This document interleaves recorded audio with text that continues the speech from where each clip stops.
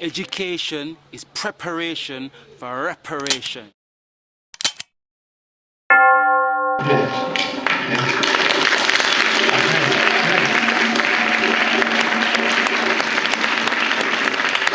Thank you so much for joining us today. I'm glad to be here. Would you like me to Yes, start? we would like you to begin. Thank you. Okay. Thank you, sir. Habari sisters and brothers, friends, allies, and guests. On behalf of my organization, the African American Culture Center, I bring you warm greetings of solidarity and continued struggle from the battlefields and battlefront of North America. We say to you, Karibuni, welcome. Among us, you will always find your family in a peaceful place, and we wish for you blessings without number and all good things without end. And we bear witness as an African people that as our beginning was great and good, so shall our development to an eternity be, if we dare struggle, speak truth, do justice, and walk in the way of rightness. So thank you for this invitation to come and share with you some thoughts on the ethics of reparation and the need to struggle to be ourselves, free ourselves, and contribute to an expanding realm of human freedom in the world. As a new and expanded round of reparations discussion take place in the public square and in the current global political environment, it is vital for us as African people to maintain control of how we define and pursue this world historical project. Indeed, it is important for us to look back, remember and reflect, and learn the rich and enduring lessons of our history so that we can honor the call of the Honorable Marcus Garvey when he said, up you mighty race, you can accomplish what you will. And our will is to be ourselves, and we must learn our history in order to do that and plot a new future for ourselves and the world. For ours is the most ancient of human history, with an endless library of lessons in life, work, and struggle. And we know from this history, there is no easy walk or way to the victory and struggle we seek. Not only to achieve reparation, but also to achieve and secure a liberated life in which reparation as an inclusive project is truly realized. Rightly defined, the struggle for reparation is a struggle for justice for our people, accountability from the oppressor, and an ethical model for the world of how to treat a grievously injured people. It is a struggle to be ourselves and to free ourselves, to repair the gross historic and ongoing damage done to us as African people in the Holocaust of enslavement, in the Ma'angamisi, and in subsequent forms of racist and white supremacist oppression everywhere.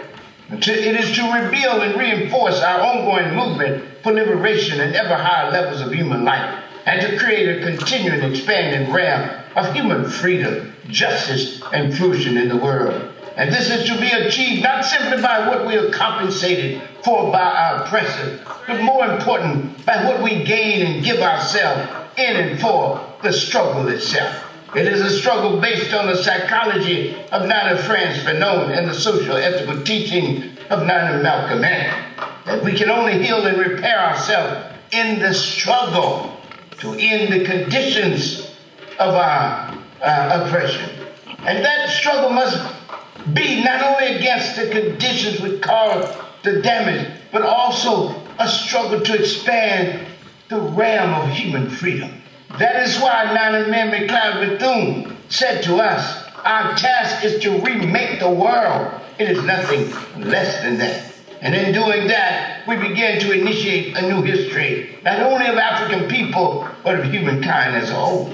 This process and ethical practice for us is called Sarouj Ta. In ancient Egyptian Kawaida Matin tradition, it means to heal, repair, and remake the world, with the understanding that in the process, we heal, repair, renew, and remake ourselves. For our struggle for reparations to be more than a quest for back payments, which are rightly owed. They can't pay enough for our lives, right? But we must have compensation, but it must be more than monies, right? For it is to be more than just a deceptive dependency on the actions of our oppressor. We must understand and approach it as a people in its most meaningful and expansive form. That is to say, as a critical site and source of our ongoing struggle to create and engaged and empowered communities of African people all over the world, just and good societies wherever we are, and a good and sustainable world for our ancestors, ourselves, and the generations which follow. Regardless of the eventual shape of the evolved discourse and discussion and policy on reparations, there are 7 essential aspects which must be addressed and included in any meaningful and moral approach to reparation. They are public dialogue, public admission, public apology, public recognition, compensation, preventive measures, and ongoing, righteous and relentless struggle. And so we must struggle against the recurrence of Holocaust and other similar forms of massive destruction of human life, human culture, and human possibility. And that, again, means the ethical imperative of struggle.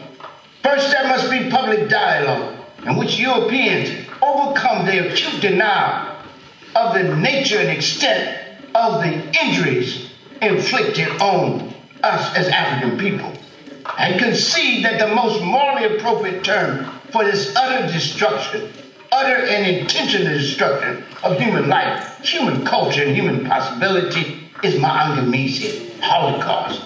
Not slave trade, business gone bad with collateral damage, but a morally monstrous act of genocide that is not only against the people themselves, but also a crime against humanity. Yes, sir. Secondly, there must be public admission of Maangamizi, Holocaust, committed against African people by the state and society. By Holocaust, again, I mean a morally monstrous act of genocide that is not only against the targeted people, but also a crime against humanity. And this is why we call Holocaust in Swahili Maangamizi, which means great intentional destruction.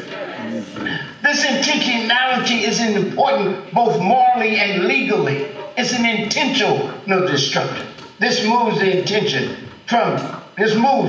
issue from one of commerce or trade going bad with collateral damage to a moral issue of Holocaust, Maangamizi. As Nana Walter Rodney pointed out, there was too much violence to simply call it slave trade, quote unquote. There was indeed human trafficking, but it was violence, savage, sustained, and pervasive violence that was at the head and heart of this radically evil and morally monstrous practice of physical and cultural genocide. Thirdly, once there is public discussion and admission of the nature and extent of the injury, then there must be public apology. Moreover, the state, that is the national government, of everywhere we are, must offer it on behalf of its white citizens. For the state is a crime partner with business and corporate interests in the initiation, conduct, and sustaining of this destructive practice of Maangamizi. It maintained and supported the system of destruction with laws, armed forces, ideology, and brutal and continuous suppression. Thus, it must offer the apology for Maangamizi, for the Holocaust of enslavement that was committed. Fourthly, there must be public recognition to institutional establishment, monumental construction, and educational instruction through the school and university system and the media directed toward teaching and preserving the memory of the horror, the terrorism, and the awesome meaning of this Holocaust of enslavement, not only for African people, but also for humanity as a whole.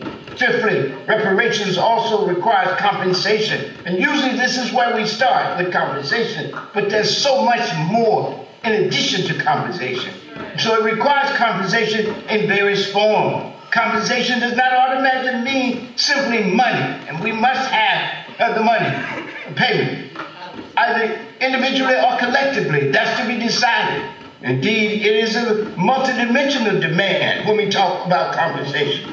An option. It's a multidimensional demand and option, and may involve not only money, but land, free health care, free housing, free education, from grade school through college, etc. But whether we choose one or all of these methods, we must have a communal discussion about it and then make the choice ourselves. Moreover, compensation as an issue is not simply compensation for lost labor, but for the comprehensive injury, the brutal destruction, the savage suppression of African life, African culture, and African possibility during the Mangamizi, the Holocaust of enslavement, as well as subsequent forms of oppression, racist oppression, radically evil oppression, and their all historical and ongoing effect. Also, reparation requires preventive measures, institutions, processes, and practices to preclude the reoccurring of such massive destruction of human life, human culture, and human possibility of African people. This again means that we must see and approach the reparations struggle as part and parcel of our overall struggle for freedom and justice, equality, and power in and over our destiny and daily life. In a word, the struggle for liberation is at the heart of our struggle for reparation. And finally, our reparations struggle require righteous and relentless struggle to achieve any real reparation. Our reparations require righteous and relentless struggle. That's the last point and key to everything else we've said. Reparations require righteous and relentless struggle to achieve any real reparation. For again, an inclusive reparation requires we practice Suruj's time, repairing, renewing, and remaking ourselves in the process and practice of remaking the world.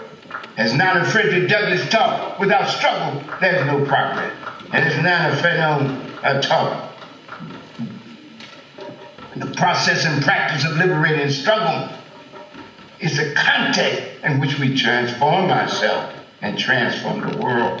For as Nana, Dr. Mir McLaren Bethune, said, our task is to remake the world. It is nothing less than this. Our struggle for reparations then is and must be an inclusive project, I repeat, which seeks to repair the gross and ongoing injury of one of the greatest holocausts in human history, the Holocaust of African enslavement, the Mangamizi. And this essentially means to produce, in the midst of struggle, a process by which we, the injured people, not only self-consciously understand and assert ourselves in ongoing efforts to free ourselves and be ourselves, to restore our wholeness and our well-being, black people, right?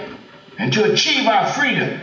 But it also rightly means seeing ourselves as continuing our ancient ancestral struggle of expanding the realm of human freedom and flourishing and bringing good into the world.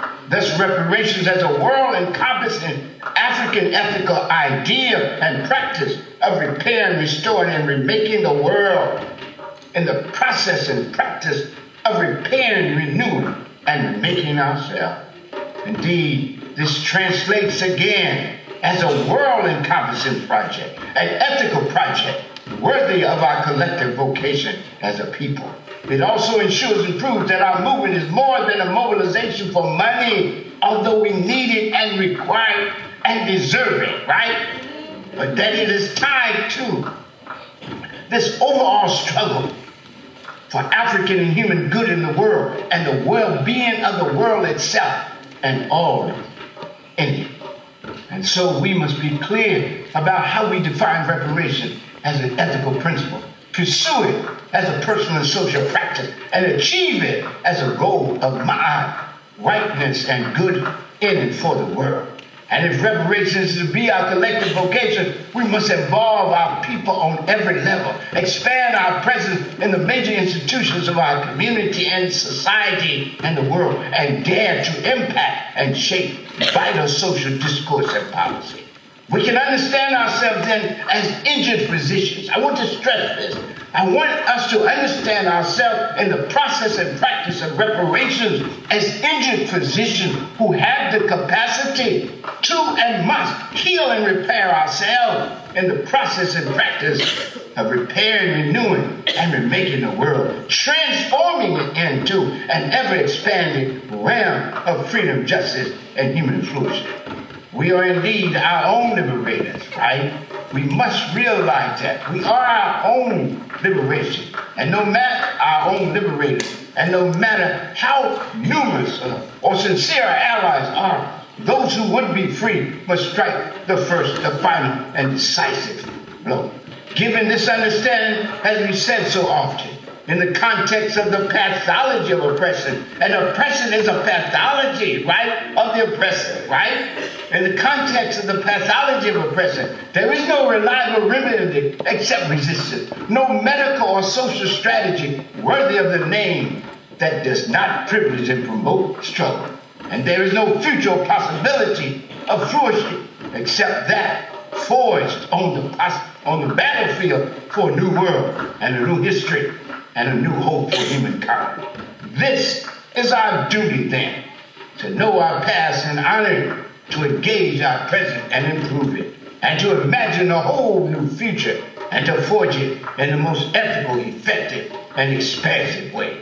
And this too, Black people, African people all over the world, continue the struggle, keep the faith, hold the line, love and respect our people and each other, practicing Guzo Saba, Umoja, unity, Kujichagulia, self-determination, Ujima, collective working responsibility, Ujamaa, cooperative economics, Nia, purpose, Kuumba, creativity, and Imani, faith.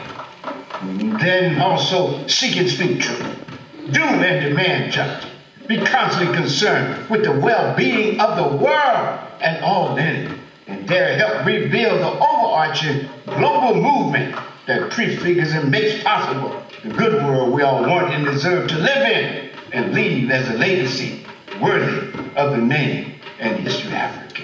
Hotep, I say.